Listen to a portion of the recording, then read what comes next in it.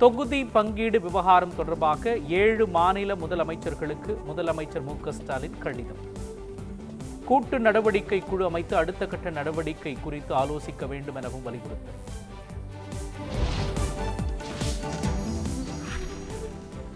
Auto வாடகை கார்களில் இனி காவல்துறையின் QR கோடு.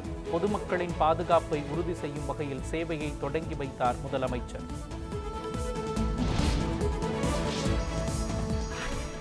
அரக்கோணம் அருகே தக்கோலத்தில் CISF 56வது ஆண்டு தின விழா. பல்வேறு சாகசங்களை தத்ரூபமாக நிகழ்த்தி காட்டிய வீரர்கள்.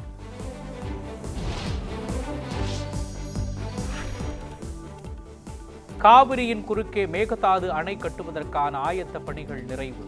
கர்நாடக சட்டப்பேரவையில் முதலமைச்சர் சித்தராமையா அறிவிப்பு.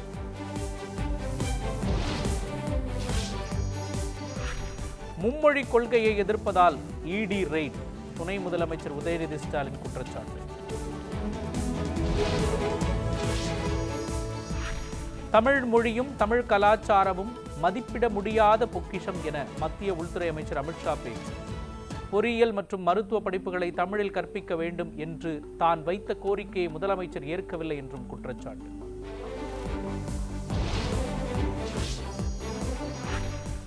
தமிழக சட்டப்பேரவையில் நிறைவேற்றப்பட்ட மசோதாக்களுக்கு ஆளுநர் RN ரவி ஒப்புதல். ஊரக உள்ளாட்சிகளுக்கு தனி அதிகாரிகள் நியமனம் உள்ளிட்ட 2 மசோதாக்களுக்கு ஒப்புதல் அளிக்கப்பட்டுள்ளது.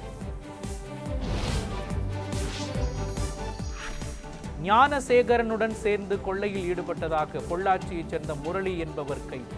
750 கிராம் வெள்ளிப் பொருட்கள் பறிமுதல் செய்யப்பட்டதாக தகவல். மும்மொழி கொள்கைக்கு ஆதரவாக கையெழுத்திட்ட முன்னாள் MLA விஜயகுமார் அதிமுகவிலிருந்து நீக்கம். கட்சியின் அடிப்படை உறுப்பினர் உள்ளிட்ட அனைத்து பொறுப்புகளிலிருந்தும் நீக்கப்படுவதாக அறிவிப்பு.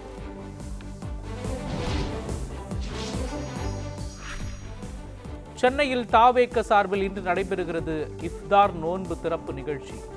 விஜய் தலைமையில் நடைபெறும் விழாவில் ஏராளமானோர் பங்கேற்பார்கள் என எதிர்பார்ப்பு. சென்னை பாடிப்புதூரில் சொத்து வரி செலுத்தாத 120 அடுக்குமாடி குடியிருப்புகளுக்கு சீல் வைப்பு. மாநகராட்சி அதிகாரிகள் நடவடிக்கை.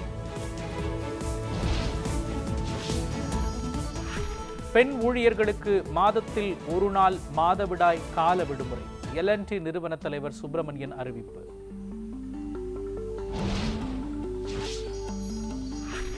தனிநபர்களின் Facebook உள்ளிட்ட சமூக வலைதள கணக்குகள், மின் அஞ்சல்களை வருமான வரித்துறை அதிகாரிகள் ஆய்வு செய்ய அனுமதி. அடுத்த ஆண்டு ஏப்ரலில் அமலுக்கு வரும் என தகவல். நீட் நுழைவுத் தேர்வுக்கு விண்ணப்பிக்க இன்று கடைசி நாள். மே மாதம் 4ஆம் தேதி நடைபெறுகிறது நீட் தேர்வு.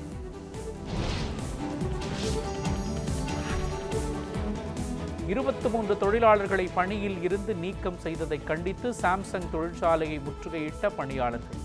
முடக்கப்பட்ட அடையாள அட்டையை புதுப்பிப்பதாக கூறியதால் மீண்டும் பணிக்கு திரும்ப சம்மதம்.